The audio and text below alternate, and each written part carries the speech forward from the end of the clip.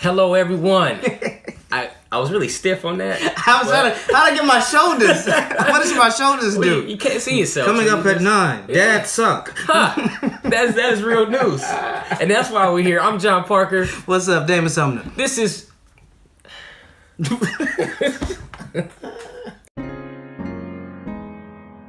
This is the Better Dad web series. Yeah, it is. We're just here trying to help dads be better dads. That's it, man. Hear the advice, get the tips, the things that we wish we had known before we had become fathers. Yeah. And we just pass it on to you for free, maybe. Just depends on where we are. We'll see how it goes. And how many episodes. Some things start free. Yeah. Don't stay free. Nah. Better. Some things in life are best free. Some things are best free. This is not one of those things. This might not be one of those things. Children and crying. Ooh, That's what they do. Crying. Wham. Right. Actually, I don't know who made that lie up. Because the babies don't go wham. Wham would be nice. Babies don't go wham. Pigs don't go oink. Bro, you ever seen a pig, bro? Those cats do not oink, bro. Wham's not a thing. That's not a thing. That's not how they cry, yo. Yeah. And I think for dads, it's important to realize, because we talk to dads, we're talking to dads here.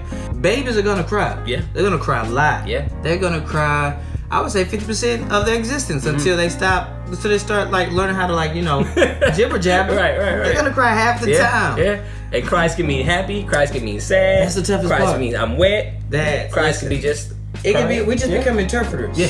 We just have to interpret. What are you? You're not wet. Yep. You're not hungry. Nope. All right. You're not sleepy.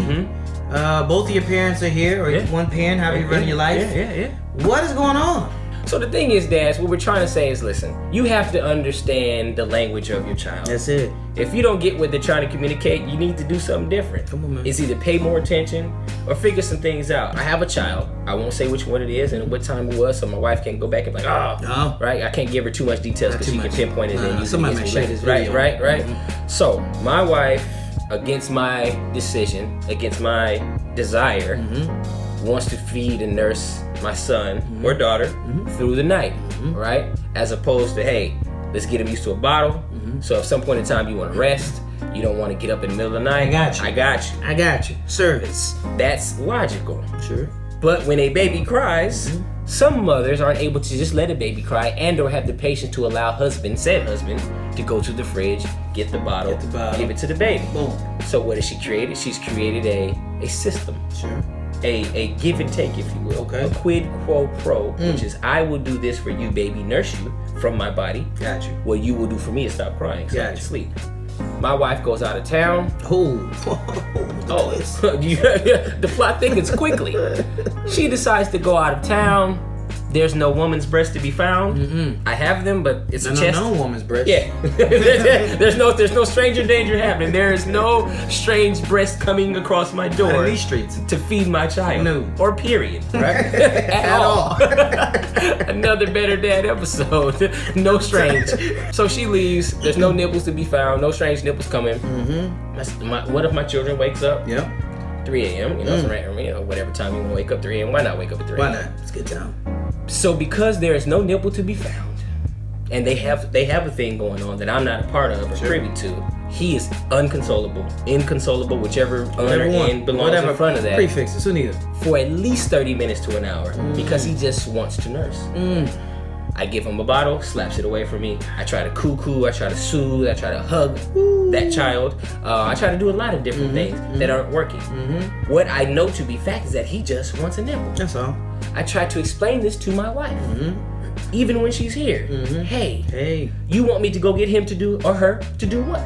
What do you want me to do for this child? You and I both know at 4 a.m., at 5 a.m., at 12 p.m., 12 a.m., 3, whatever time of day it is that he's waking up, he wants you. So what I'm saying to you dads, to be a better dad, establish a contract early in the nursing process and let your wife know, and do not take no for an answer.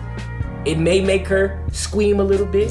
She may get skirmish. She may get upset. It's out of care and out of love and consideration. Right. That's all it is, guys. I have 3 kids. I have 2 girls and a boy. And so long story short, we're driving. We hit some traffic. That's problematic. It's late. It's dinner time. There's no snacks. Water bottles are empty. Everybody's a little frustrated. That's the scene here. That's the context, right? Scene is set. And so the girls began to start crying. You know, they're frustrated. I get it, and it just won't stop. I'm playing some of that music that they like. Another episode. I'm playing that. We'll talk about music. It's another time. Yeah. Well, I'm trying to just talk. I'm trying to make fun of stuff. We're trying to play games. Nothing's working. So they're crying for about 15-20 minutes in this traffic. I'm tired. I gotta go home, cook dinner. I'm here. About 25 minutes into this 40-minute ride, I'm done with the crying. It's just going. It's like a slow dripping, just a faucet. It won't turn off. Chinese water torture. So I turned the music onto my songs, and I turned it all the way up, bro. I was like, I'm just gonna drown you out. I'm gonna drown out your crowning. And in the midst of the crowning, somebody said, "It's too loud! It's too my ears! It's too loud, Dad! It's too loud!" And I'm just driving. I'm not saying anything to them. I'm ignoring them. I'm not responding to them. I'm not turning around. I'm not turning the music down. I drive for 15 minutes with the music blasting eardrums, yo. I don't know what's gonna happen in middle school with their ears. The little test. Which hand is raise your hands, baby. Just raise your hands. Both at the same time. Can you hear it? Do you hear anything? But that was it. That was the moment when it got me. That's when the crying got me, and I was just like, I can't take it. So listen, if you have one of those tough moments, you accidentally got frustrated, you yelled at your baby girl, I hear you. It's not a good decision. We've been there before. We've been frustrated, got the best of us. Be encouraged. That's what we're here for. That's what we're Better here for. Dad, yo. Better Dad. Another thing is, be prepared to not be liked by said crying child. Sure. That's important. My daughter loves to tell me, Daddy, you're my best friend. And then when she's crying inconsolably, without any hope of me being able to calm her down, I have to remember that she's not my age, my size, my height, nor my strength. No. Because there are times. It's like, oh, can I tap you back to sleep? Can I do that? So you have to know that there's not a reasoning you can use. You can't like, hey, remember the time? You just have to sit with that, hug it out, and do what you have to do to resume normal life. Does that make sense? Like, it doesn't make sense. Your relationship with that crying baby doesn't, unless you're a wife or a woman with breasts and can soothe child, your relationship with that kid as a dad goes out the window. Temporary, bro. That's a temporary hole right there. Yeah. It's just easy when we know it, but it's so hard in the moment. It's the patience. The patience is key. That's gonna be key for sure. It won't go forever. It won't. I need some Kurt Franklin paper behind me. The storm is over. It's coming. It's coming. The other one is though, sometimes changing the setting can sometimes be effective. So something happened in the living room. Maybe you spilled your cereal, or maybe who knows, whatever it is your kid is at with his age. Sometimes you change the setting. Right? We go maybe to the bedroom. We go to the bathroom. Do something different there. That their attention span is very short.